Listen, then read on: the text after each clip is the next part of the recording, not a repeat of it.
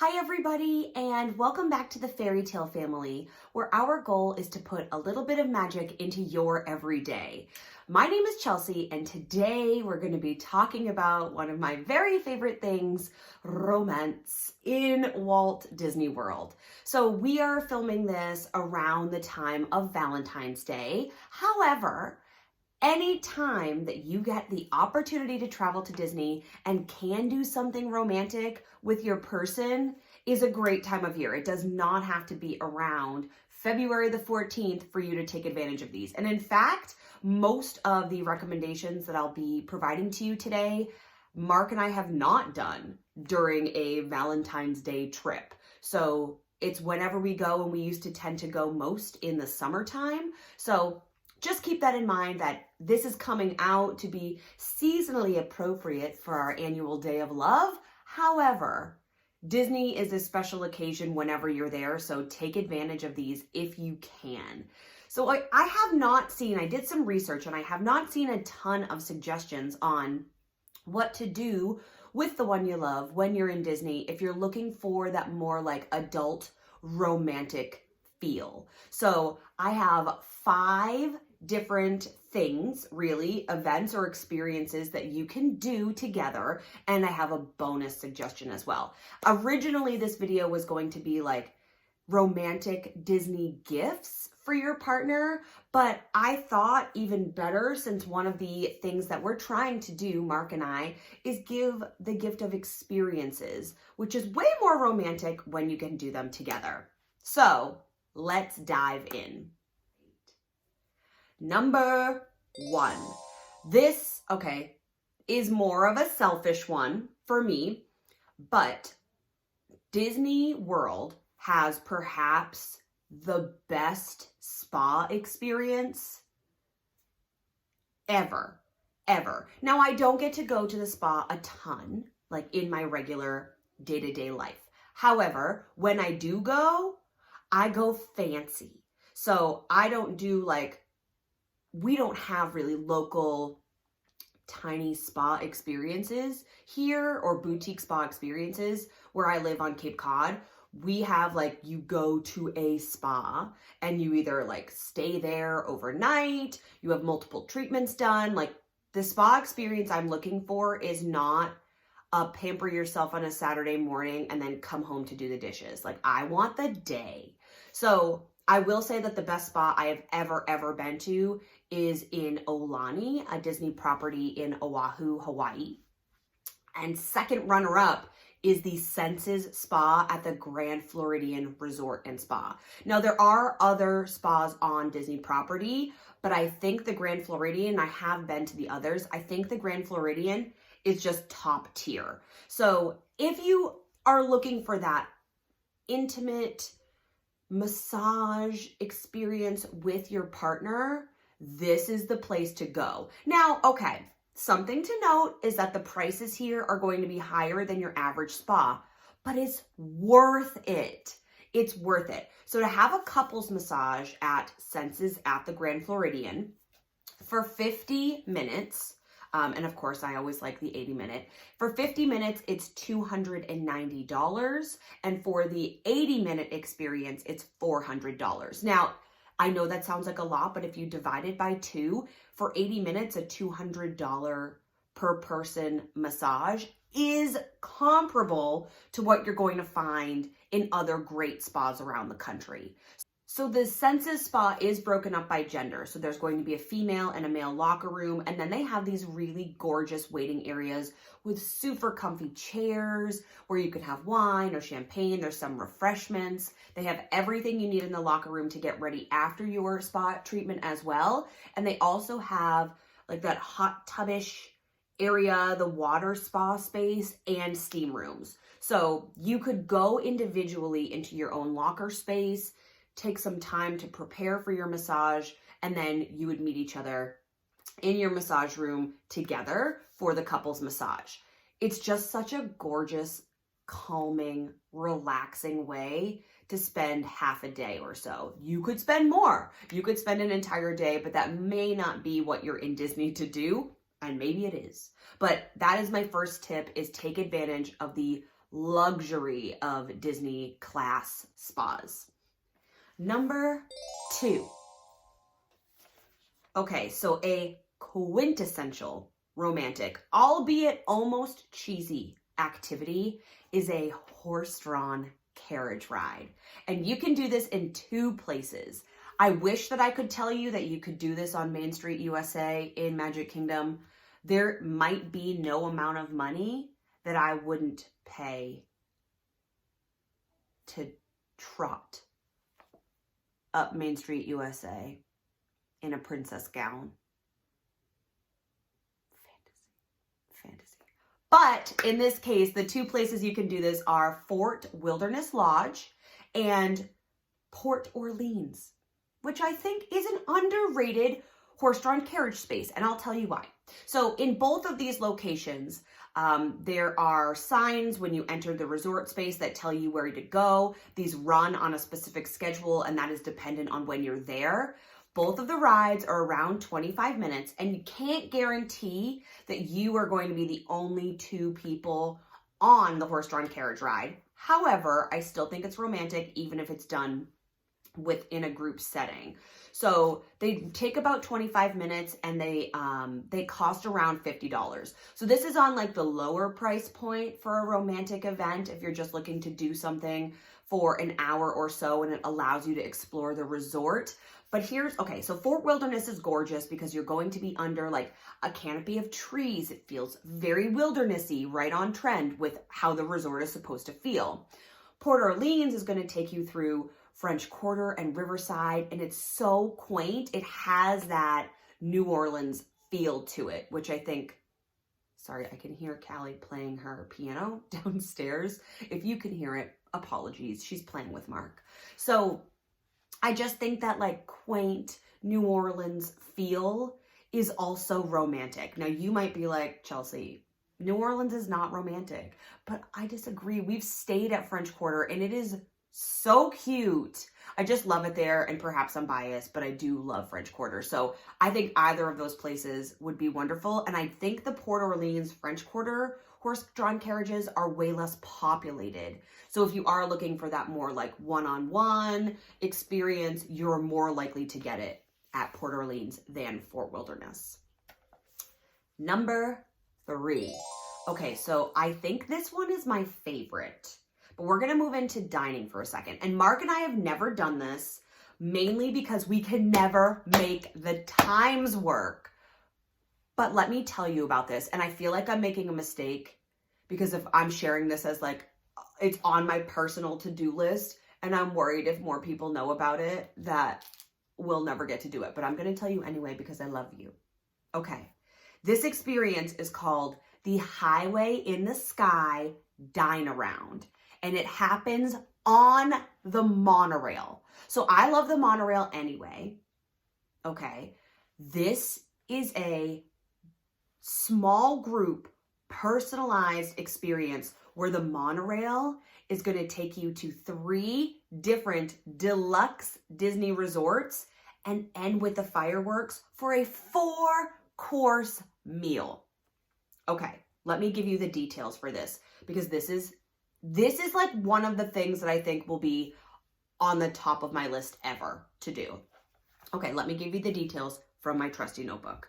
Okay, so just so you are aware, you could book this for you and your partner, and you could be seated with up to, like, I think it's 10 to 12 other people, and children ages 12 and older can also participate. So if you're looking for adults only, this probably isn't it. However, because of the time that this is taking place, it's more geared toward older kids and adults. So keep that in mind. It doesn't mean that you're all going to be seated together every single meal or every single course of the meal, but just so that you know, it's not a guaranteed 2-person event.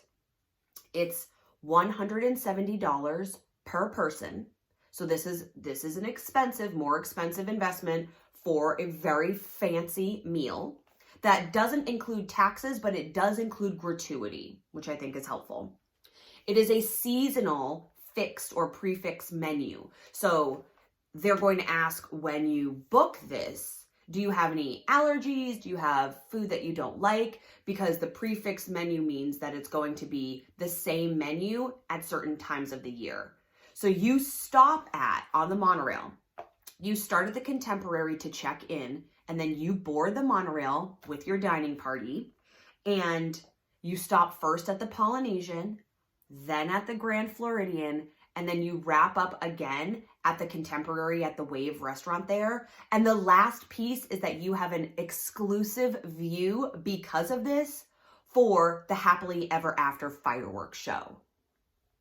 Does it get more romantic than this? You're whining, you're dining, you're exploring new places, and then you get to cap off the evening with an exquisite view of Cinderella Castle? Totally worth the $170 per person, in my opinion. We have tried to do this 3 times. I have tried to book this for us 3 times, and it hasn't worked when we're there and how old Callie has been. Because this is a multi-hour experience. So if you're looking to like go to a nice restaurant, which is, also something you should definitely do and can be really romantic. But if you're looking to go to a nice restaurant, spend an hour, take your time, and then go on with your life, this is not that for you, friend. This is going to be a multi-hour experience. This is a non-dining plan option as well. So if you're looking to use your credits, that is not something that's available for this. But this is on my list. I highly recommend it. If you've done this, can you tell me in the comments below? Because I want to know everything about it. I love this option. Number 4. Now, since we're talking about fine dining, I have to mention Victoria and Alberts.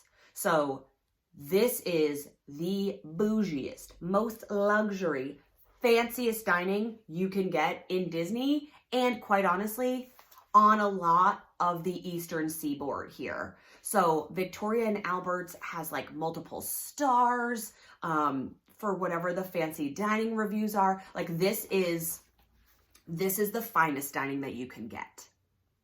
And I'm sure this will be the fanciest place Mark and I may ever eat. So, okay. This is at the Grand Floridian because, if we're going to do things that are classy and fancy, that's where we're going to do it, right? It is a 3 different level option for dining. So you can go to Victorian Alberts and eat in the main dining room and have a really beautiful, wonderful meal. There's a middle level too, but then if you're doing it, if you're like, we're doing this for the most romantic, beautiful evening ever, the chef's table is where it's at. So in the kitchen, in the open kitchen of Victorian Alberts, there is this gorgeous table for 2 to 8 people only. So the most amount of people you're going to be seated with here is 6 others, right? That's a very intimate dining experience. Now, this is a 3-hour service. 3 hours. You get multiple courses. I don't mean you get 3 or 4. I mean you get like 7. Like you get multiple courses. It is one of a kind as a meal. It's prepared by the chef themselves, like the chefs, not just like, oh, the chef designed and curated this meal and then we have cooks making it and we approve it. No, like the chef is creating it and serving and explaining it to you in all its beauty and glory. And this isn't just like your chicken and potatoes dinner. These are going to be these like gorgeous, small, plated art pieces that you then get to eat. So friends, if we're talking top tier money here, it is $250 a person. Okay, so you're invested for minimally $500 here.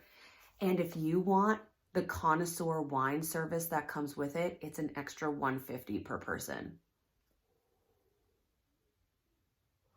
That's more than a night at some of Disney's resorts. That's an investment, but it is a meal and an evening you will never forget, ever. So if that's what you're looking for, and that's on our bucket list too, we don't want to just eat in the dining room.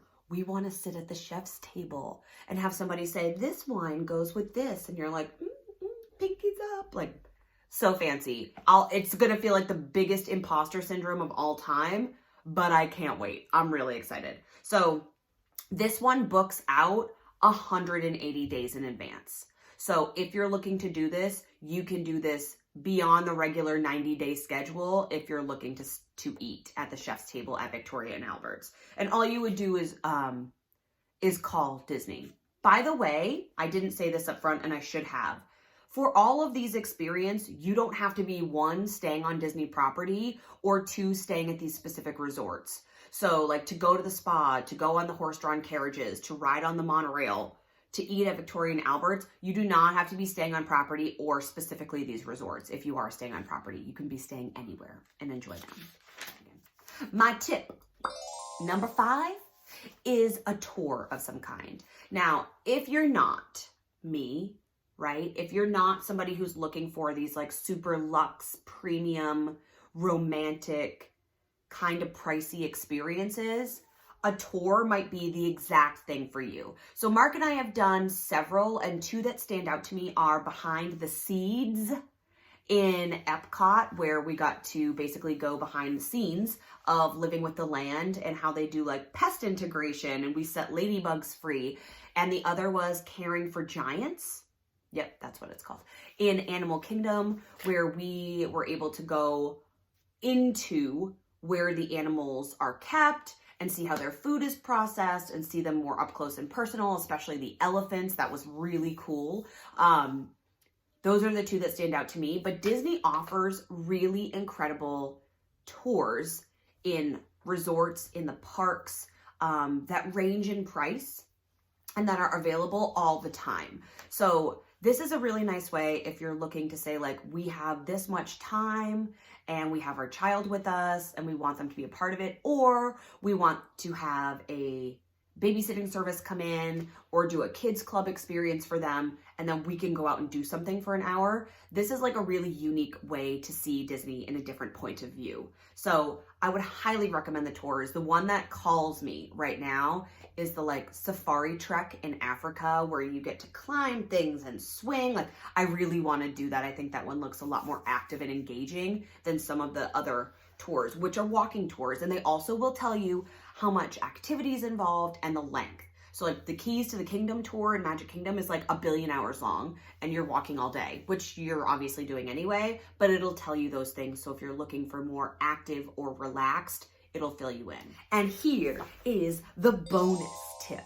So one of the things Disney does best is set an ambiance or an atmosphere for whatever type of trip you're going for. So if you are going with the goal of romance, if this is a romantic trip for you, I would definitely recommend doing a couple of things. 1, please email or call and tell them that you're going for a special reason. So when Mark proposed to me, we were staying at the Animal Kingdom Lodge, which is a deluxe resort and way more expensive than what we normally do to stay. So while we were there, before we arrived, Mark emailed and told them that he was planning on proposing, and they upgraded our room to a Savannah view so we could see the animals when we woke up in the morning. That is such a Disney bonus that if they know you're coming for something special, they might, if possible, do something for you. The second piece is you can have flowers and treats like cookies or specialty cakes, champagne or wine delivered to your room, so that when you enter the room, there are flower petals or there's wine chilling or chocolate covered strawberries. Like, you can add on all of these details. And yes, they do cost extra, but you're setting the tone for the type of trip you're going for. So that's a bonus, just an idea to get you started. You also could add buttons, which isn't necessarily romantic on its own, but if you have buttons that say like, we're celebrating engagement or anniversary, people in the park will comment. Like when Mark and I had our engagement buttons on, people commented, Disney cast members gave us stuff. We got to move ahead in lines as a celebration of what we were starting. And people were asking us, did you set a date? And we're like, we got engaged 12 hours ago. So people will talk to you about your buttons, cast members, and then other people in the park too. So trying to take advantage of these other additional offerings, I think, will really help set the tone and mood for the kind of trip you're going for. Friends, I hope that this was helpful for you, and that if you're planning a trip with your lovey, that you take advantage of one of these really incredible experiences that Disney has to offer. And if you're going for Valentine's Day, then I think it's just the perfect time of year to really go above and beyond and do something super extra for each other. But even if you're going any regular old time of year, doing something to show each other, reconnect, get back to who you are as a couple. It's really important that Mark and I do this when we're on vacation. And I just wanted to share ways that, we look forward to celebrating our romance in Disney, but also ways that we've done it. And it's been really successful and memorable for us. So that's it. I hope you're having an amazing week, and happy Valentine's Day to all the lovebirds and not. You're all loved, especially by me. So happy Valentine's Day, and we will see you in the next video. Bye, friends.